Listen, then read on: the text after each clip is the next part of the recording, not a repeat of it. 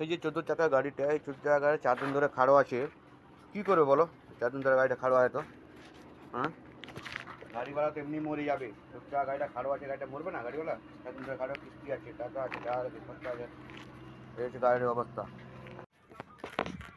এই 14 চাকা গাড়িগুলো, এই 14 চাকা গাড়িগুলো দেখছো কত বসে আছে গাড়িটা? 14 চাকা বাজার নাই ভাই, বহুত গাড়ি বসে আছে এখানে।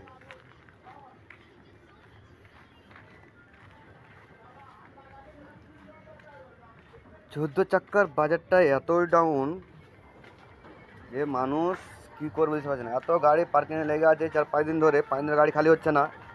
14 চাকার বাজার প্রচুর ডাউন। তো কী করবে বলো? গাড়িওয়ালা কী করবে দিশা পাচ্ছে না গাড়িওয়ালা। বুঝছো গাড়ি কত খারাপ হয়।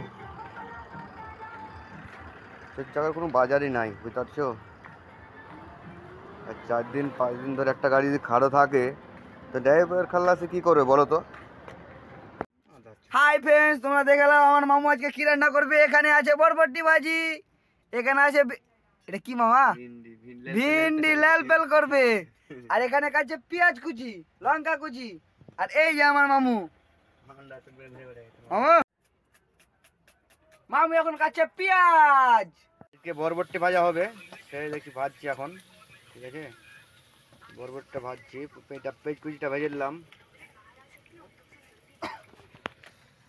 বরবটি পেঁয়াজ সব ভাজা হবে, তারপরে অন্য কিছু দেওয়া হবে। ঠিক আছে, এগুলো কাঁচা কাঁচা খেতে ভালো লাগবে। নুনটা দিলাম, মামু কি খাবো।